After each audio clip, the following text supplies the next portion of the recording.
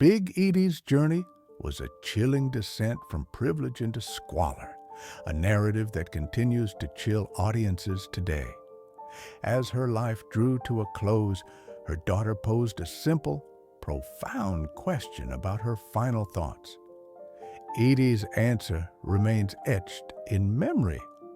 Edith Bouvier Beale, affectionately known as Big Edie, was a once prominent socialite and the aunt of former First Lady Jacqueline Kennedy. While her celebrated niece and extended family navigated the halls of power in Washington, D.C., Big Edie lived a life of increasing reclusion within Grey Gardens, her dilapidated sanctuary for felines in the Hamptons. Born into the esteemed Bouvier lineage, Edie was groomed from birth for a life within high society. Her father, Major John Verneau Bouvier, Jr., was a distinguished New York attorney and judge, firmly anchoring the family in the city's upper echelons.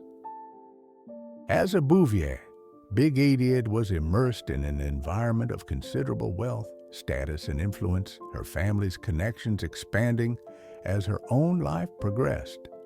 Notably, one of Big Edie's brothers, John Verneau Bouvier III, was the father of the future First Lady Jacqueline Kennedy. However, Big Edie herself remained a world apart from presidential circles. Unlike her more conventional siblings, Big Edie exhibited a rebellious spirit from her earliest years, characterized by a stubbornness that made her difficult to manage. Her unconventional behavior was so well known that historian John Davis once mused it stemmed from her French heritage, suggesting an innate disposition towards defiance. It seemed she was far more accustomed to issuing commands than adhering to them. Big Edie never hesitated to make grand pronouncements about her ancestry. In casual conversation with a neighbor, she was reportedly heard to declare about the Bouvier, "Oh yes, we're all descended from 14th century French kings." Whether fact or embellishment, she carried herself with an air of nobility, expecting to be treated as such. By the age of 10, Edie had already established herself as a talented singer and pianist.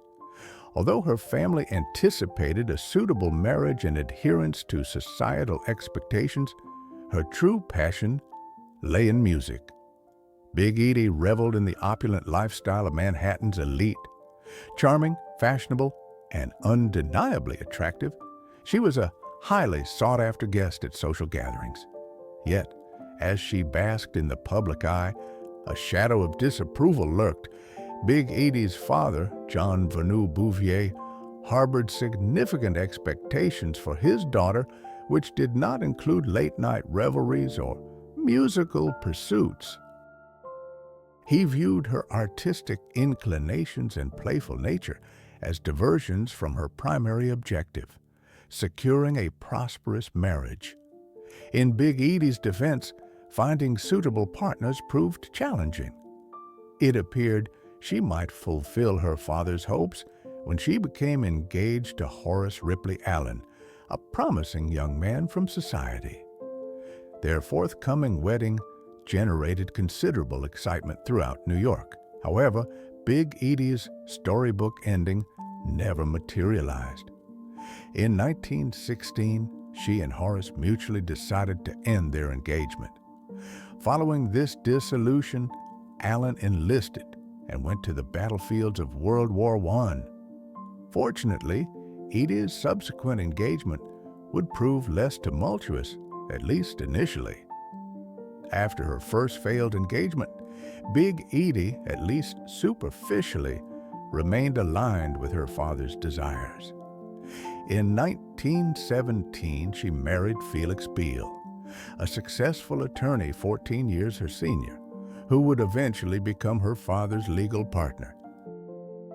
Despite the appearance of a perfect union, their marriage would ultimately dissolve in dramatic fashion. As one of New York's most prominent social figures and eligible bachelorettes, Big Edie's wedding was a significant event. Her ceremony to Felix Beale at St. Patrick's Cathedral in New York City boasted an exclusive guest list and was a highlight of the social calendar. While everyone seemed delighted by the union, the bride herself appeared less so. For most brides, the gown is the centerpiece of the wedding, but not for Big Edie. Her primary focus was the music. She insisted on an elaborate choir and a soprano soloist, ensuring her passion for music took center stage on her special day. She achieved her wish, but later expressed regret. Reflecting on her wedding day, Big Edie confessed that as she stood at the altar, she wished she had been the one delivering the soprano solo. Her profound love for music and performance left little room in her life for anything or anyone else. Following their marriage, Big Edie and Felix Beale welcomed 3 children into their lives, 2 sons and a daughter named Edith, referred to as Little Edie to distinguish her from her mother. While her sons pursued conventional lives, Big Edie's daughter became her closest confidant and eventually her partner in a life increasingly marked by eccentricity. Meanwhile, Big Edie actively resisted conforming to the role of a typical society wife. Instead, she cultivated a reputation for her extravagance and her fervent dedication to her personal interests. Her passion for music and performance frequently superseded her marital obligations, and it wasn't long before discord emerged. In 1923, Big Edie and Felix Beale acquired Grey Gardens, an opulent estate situated in the affluent enclave of East Hampton. Nestled near the coast, the property was undeniably picturesque. However, it served as more than just a summer residence for Big Edie. It became the backdrop for her most theatrical endeavors, both on and off the stage. In stark contrast to the formal parlors favored by her socialite peers, Big Edie's Grey Gardens became a sanctuary for artists and musicians. The enigmatic socialite surrounded herself with creative individuals, spending her days singing, playing the piano, and engaging in lengthy discussions about music and art. It was a world she meticulously crafted, a world that did not include her husband. Big Edie didn't merely play music, she lived for it. Her daily routine revolved around practicing her operatic mezzo-soprano voice and entertaining guests. While other society wives adopted the persona of demure hostesses, Big Edie consistently commanded the spotlight. Sadly, the adoration of the crowd was not always reciprocated. Big Edie found little satisfaction in performing for friends and family within her salon. Her true aspiration was a professional singing career. To pursue these ambitions, she hired an accompanist and performed at private gatherings and intimate venues, convinced of her destiny on the stage. When she wasn't captivating audiences with her mezzo-soprano voice, Big Edie turned heads with her distinctive fashion sense. While other East Hampton elites adorned themselves in pearls and conservative attire, she wore whatever pleased her: capes, turbans, and layers of unconventional fabrics. In fact, she took pride in her unique style. For New York's social elite, inclusion in the social register was a mark of prestige. True to her nature, however, Big Edie chose to defy convention. She reportedly refused to have her name listed in the esteemed register, causing quite a stir among her neighbors in the Hamptons. This bohemian lifestyle proved too much for her husband to bear. Big Edie's unconventional ways were not merely an affront to high society, they were a source of deep embarrassment for her husband. Felix Beale believed he had married a respectable Bouvier only to witness Big Edie descend further into eccentricity. Her flamboyant and unconventional lifestyle caused him considerable humiliation. His subsequent action left Big Edie uncharacteristically speechless. By 1931, Big Edie's theatrical lifestyle had become an unbearable burden for her husband. In a dramatically public repudiation of his wife's conduct, Beale separated from Big Edie and retreated to his hunting lodge. Big Edie remained at Grey Gardens alone, where her peculiar behavior only intensified. Following their separation, Beale provided Big Edie with child support, but little else. He refused to pay her alimony, leaving her for the first time in her life in an increasingly precarious financial situation. However, Edie was hardly about to let financial constraints dictate her life. She refused to alter her ways, unaware that her extravagant lifestyle was on the verge of collapse. By 1946, Beale had finally given up on Big Edie and her increasingly peculiar behavior. He conveyed his exasperation in a blunt telegram. Felix Beale concluded their marriage from a distance, securing a divorce in Mexico. Big Edie barely acknowledged it, perhaps because she didn't believe it was legally binding. Despite the Mexican decree, doubts persisted regarding the legal validity of Big Edie's divorce.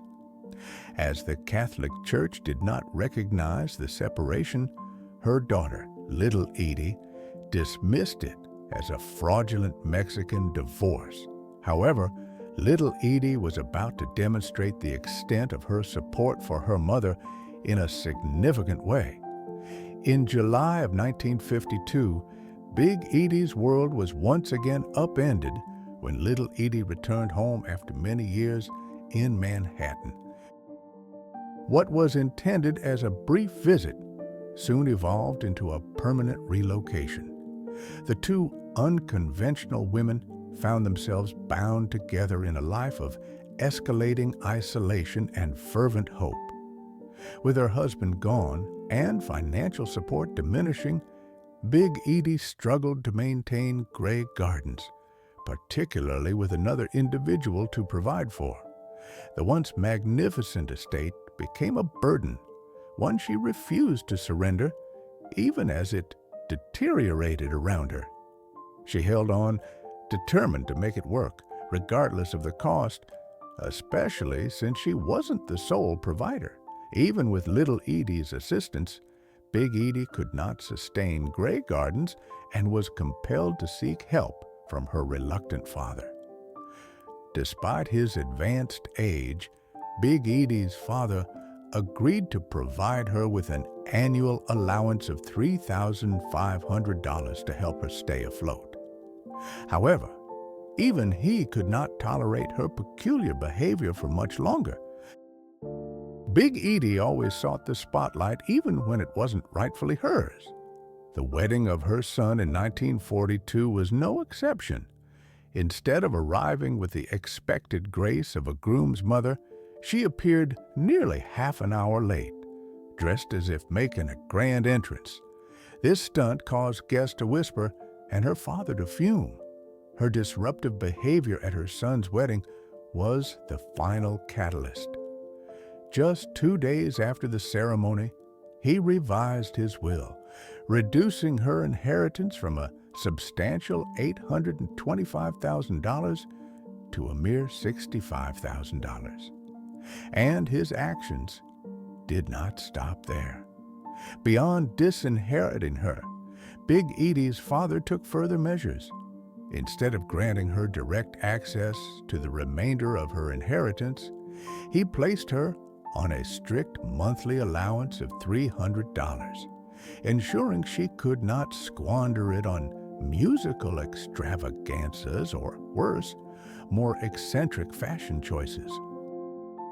As her funds dwindled, Big Edie resorted to desperate measures. She began pawning the family's heirlooms, often encouraging visitors to go on shopping excursions, as she and Little Edie phrased it. She sold Tiffany silver, antique jewelry, and Bouvier mementos, sometimes retrieved from beneath her mattress. Sadly, even these desperate attempts proved insufficient. By the 1970s, Big Edie had largely abandoned any pretense of normalcy. Grey Gardens, once a magnificent Hamptons residence, had devolved into an infamous ruin. In October of 1971, local authorities conducted a raid on the estate. They discovered a crumbling house filled with debris, emanating the strong odor of cats, and in violation of numerous local regulations. However, Big Edie had no intention of abandoning her decaying paradise. At this juncture, she was no longer simply an eccentric socialite living life on her own terms. She was on the precipice of homelessness. The Suffolk County Board of Health declared Grey Gardens uninhabitable and prepared to evict Big Edie and her daughter. It seemed inevitable that they would soon be on the streets until an unexpected rescuer intervened. Jackie Kennedy Onassis, the former First Lady and Big Edie's niece, along with her sister, Lee Radziwill, stepped in to prevent further scandal. The two socialites reportedly contributed thousands of dollars to rectify the conditions at Grey Gardens, allowing Big Edie to remain in her home. For better or worse, saving Grey Gardens was a complex undertaking, extending beyond merely dusting off a few antiques. Big Edie's family reportedly disbursed $30,000 to renovate the home, settle outstanding property taxes, and prevent the town from auctioning it off. Following the intervention of her prominent relatives, Big Edie managed to retain her housing. However, her financial difficulties only escalated. Lacking any personal income, she and Little Edie relied on financial assistance from the family. By then, however, even the Bouvier Trust Fund had been depleted. Fortunately, a new source of income was on the horizon. As word of Big Edie's peculiar and secluded existence spread, filmmakers Albert and David Maysles became increasingly intrigued. They first encountered Big Edie and Little Edie in 1971, when Lee Radziwill commissioned them to produce a film about the Bouvier family. That initial footage never saw the light of day, but their encounter with the infamous Edies sparked an idea in the brothers' minds for a distinctly different kind of film. In 1973, the brothers secured permission to create a cinema verite documentary focusing on the mother-daughter duo. What ensued was an unvarnished and raw portrayal of the eccentric world of Grey Gardens, a portrayal that ignited immediate controversy. When the Maysles began filming, Big Edie spared no expense in her expressions. Her moment in the spotlight had finally arrived.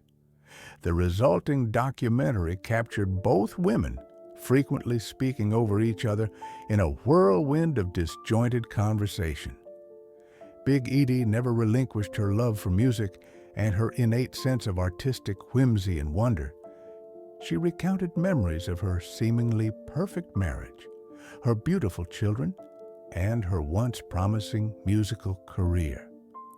To demonstrate that she still possessed her artistic prowess, she delivered a powerful rendition of Tea for Two for the filmmakers. But Big Edie wasn't the only one eager to share her perspective.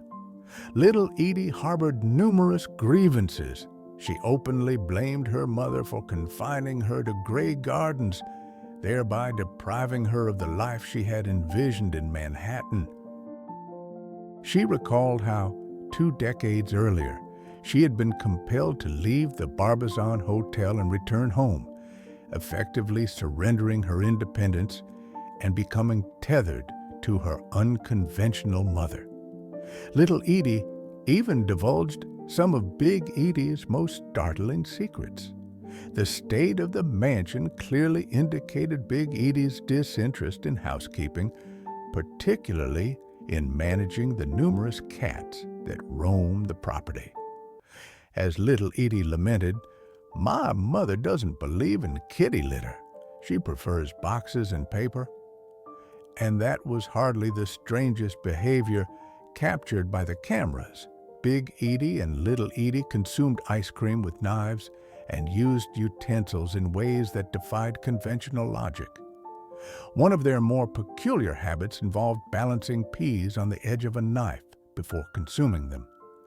Despite receiving a portion of the film's proceeds, Big Edie's financial struggles only worsened. The reality of her situation was far more dire than most people realized. In secrecy, she applied for food stamps with the assistance of her friend Lois Wright, carefully concealing the extent of her hardship.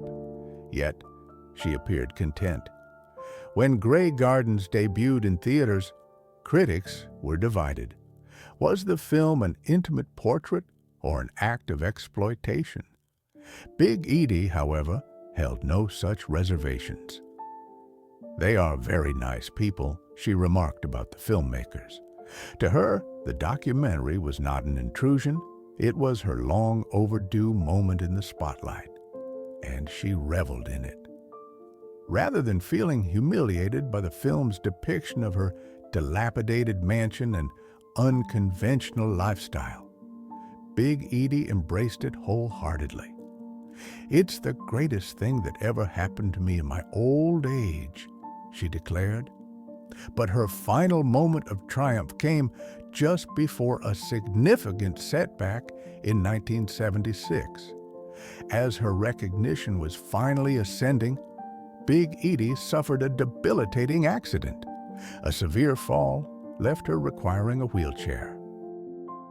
Already in frail health, she weakened with each passing month. Throughout this ordeal, Little Edie remained by her side, tending to her mother amidst the decay of Grey Gardens. On February 5, 1977, Big Edie sang her final song. She passed away from pneumonia at Southampton Hospital. Reportedly, when Little Edie asked if she had any last words, her mother offered a simple, poignant response. "There's nothing more to say. It's all in the film."